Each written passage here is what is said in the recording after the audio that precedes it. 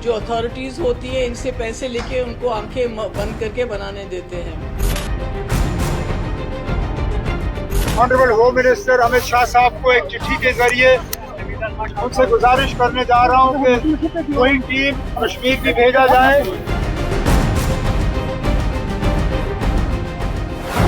जम्मू कश्मीर में भारी बारिश, बाढ़ ने लोगों की जिंदगी मुश्किल में डाल दी है।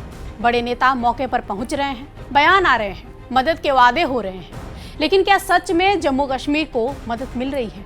आइए इस जानते हैं इस एक्सप्लेनर के माध्यम से कि जम्मू कश्मीर जो आज एक बाढ़ आपदा से जूझ रहा है, जिसे सिटी ऑफ टेम्पल कहा जाता है, वहां आज हर तरफ पानी, चीख और लोगों की प्रशासन और सरकार से उम्मीदें बाकी रह गई हैं। कल पीडीपी नेता महबूबा मुफ्ती जम्मू कश्मीर में जम्मू क्षेत्र में गई। बाढ़ प्रभावित इलाकों का उन्होंने दौरा किया, लोगों से मिली और सरकार पर सवाल उठाए। उन्होंने कहा कि प्रशासन ने नदी नालों के पास लोगों को घर बनाने दिया, लेकिन अब उन्हें हाल पर छोड़ दिया है। महबूबा का कहना है कि जिन घरों में थोड़ा भी पानी घुसा है उन्हें भी मुआवजा मिलना चाहिए। उन्होंने किसानों और आम लोगों के लिए जो मुआवजा है उसकी मांग की। साथ ही उन्होंने कहा कि पर्यावरण से छेड़छाड़ के चलते आपदा आई है।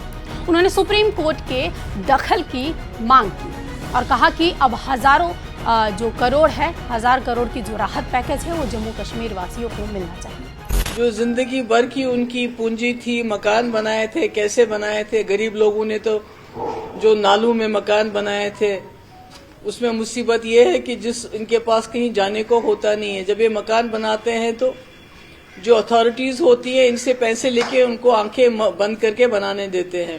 इसलिए मेरी सरकार से गुजारिश है, जब आप असेसमेंट करें तो ये फुल्ली और पार्शली डैमेज ना करें। फुल्ली डैमेज जिनके मकान खड़े भी हैं, दीवारें खड़ी हैं या मकान खड़ा है, उनको पूरा मुआवजा मिलना चाहिए, क्योंकि हमने खुद अपने एनवायरनमेंट के साथ छेड़छाड़ इतनी ज्यादा की है कि आज हम खुद तो बर्बाद हो गए, जो हमारी आने वाली नस्लें हैं उनके लिए हम तबाही छोड़ के जा रहे हैं। जब तक मैं समझती हूँ लोग खुद नहीं जागेंगे, जब तक हम बात नहीं करेंगे। मैं तो कहती हूँ सुप्रीम कोर्ट को 100 मोटो नोटिस लेना चाहिए, क्योंकि ये सारा हिमालयन रीजन जो है ये बहुत ही ज्यादा डेलिकेट है, बहुत सेंसिटिव है।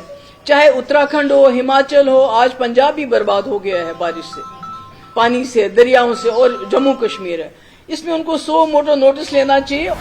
वहीं कल जम्मू कश्मीर के सीएम उमर अब्दुल्ला बडगाम दौरे पर थे, जहां उन्होंने कहा कि हमने वक्त रहते लोगों की जान बचाई। सीएम ने कहा कि वो पिछले 11 साल के कामों की समीक्षा करेंगे ताकि ऐसे हालत पैदा ना हो। साथ ही उन्होंने कहा कि केंद्र गृह मंत्री को चिट्ठी लिखेंगे और नुकसान का सही आकलन करवाएंगे। ये तय करना होगा कि माली नुकसान के लिए जो मरकज की तरफ से एक टीम भेजी जा रही है जम्मू के 10 जिलों का मुआयना करने के लिए, आज मैं honourable home minister Amit Shah साहब को एक चिट्ठी के जरिए उनसे गुजारिश करने जा रहा हूं कि कोई टीम कश्मीर भी भेजा जाए और कुलगाम, अनंतनाग, श्रीनगर, बडगाम, गांदरबल, बारामूला, बांडीपुर, जहां जहां सैलाब के वजह से माली नुकसान हुआ है या हमारे खेतों में जो फसल लगभग तैयार हो चुकी थी उसको नुकसान हुआ है, उस नुकसान का उसका असेसमेंट किया जाए और उसके बाद एक पैकेज जो है, रिलीफ पैकेज जम्मू कश्मीर के लिए, दोनों कश्मीर डिवीजन के लिए और जम्मू डिवीजन के लिए मरकज के तरफ से मंजूर होना चाहिए। उसके बाद हमें इस चीज पे भी सवाल अब करना होगा कि आखिरकार पिछले 11 साल क्या किए। 2014 का सबक सीखने के बाद हमने एक पैकेज तैयार किया था जिसके तहत जहलम में और फ्लड चैनल में ड्रेजिंग के जरिए पानी की कैरिंग कैपेसिटी जो है दोनों में बढ़ा दिया जाएगा। लेकिन अफसोस से कहना पड़ता है कि आज लगता है कि ये 11 साल जो है जाया किए गए। अब सबसे पहले तो अगले हफ्ते मैं एक तो इस चीज का रिव्यू लूंगा कि पिछले 11 साल में क्या हुआ और आगे जाके इस तरह के हालात दोबारा ना बने कि 2 दिन के बारिश के बाद हमें खतरा महसूस हो। इसके लिए हमें कुछ ठोस इकदाम उठाने होंगे और उसके लिए आज से ही हम तैयारी करना शुरू करेंगे। आपको बता दें कि कुछ दिन पहले केंद्रीय गृह मंत्री जो हैं अमित शाह जम्मू कश्मीर पहुंचे थे और उन्होंने बाढ़ की स्थिति का जायजा लिया और राहत कार्य पर भी जोर दिया। उन्होंने कहा कि केंद्र सरकार पूरी मदद करेगी और बुनियादी ढांचे को भी फिर से बनाने की मदद दी जाएगी। हालांकि दरियाई जहलिम में अभी पानी की लेवल और बढ़ सकते हैं और आप देख सकते हैं किस तरीके से घरों के अंदर अब यहाँ पे पानी जा रहा है, वो भी बहुत तेजी से। और ये इलाके जो हैं, यहाँ लोगों से कहा गया है कि वो बहुत सतर्क रहें और कुछ लोगों से कहा गया है कि वो यहाँ से निकल जाएं जहाँ पर भी वो अपने आप को सुरक्षित समझते हैं। मैं दिखाने की कोशिश करूँगा इस स्पॉट पे जहाँ पे बहुत ज़्यादा अब पानी अंदर आ रहा है। ये जो पानी है ये दरियाई जहलिम का पानी है। जहलिम बहुत बड़ी नदी है, कश्मीर की सबसे बड़ी नदी है और ये दरियाई जहलिम यहाँ पे बह रहा है और यहाँ पे ब्रीच हुआ था।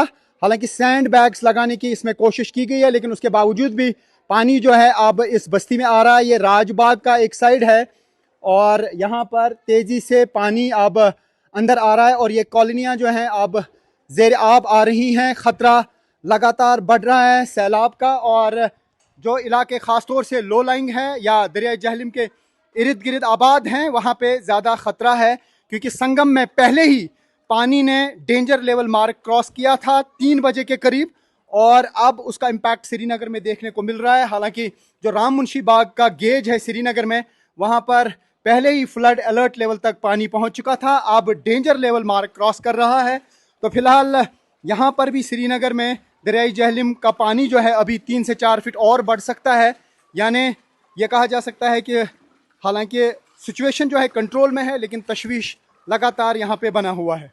अब लोग आप देख सकते हैं कि किस तरीके से पानी के बीच में से चल के अपने घरों का रुख कर रहे हैं। कुछ लोग सामान भी निकाल रहे हैं जैसा हमने देखा और कुछ लोग इन इलाकों को खाली करके अब वापस जा रहे हैं। सभी नेता ने अपने अपने तरीके से बात की लेकिन सवाल है कि क्या लोगों को जल्द और कब कैसे मदद मिलेगी। राज्य को एक बड़े फाइनेंशियल पैकेज की ज़रूरत है लेकिन साथ में ये भी ज़रूरत है कि पर्यावरण का ध्यान रखा जाए और ऐसी आपदा से निपटने की तैयारी पहले से की जाए। आपका क्या कहना है कमेंट में ज़रूर बताएं। क्या सरकार की तैयारियां ठीक है या लोगों की जो मदद है वो ठीक से नहीं की जा रही है या की जा रही है। कमेंट करें, शेयर करें और पेज को फॉलो करें ताकि आप जुड़े रहें हर ज़रूरी खबर के साथ। नमस्कार।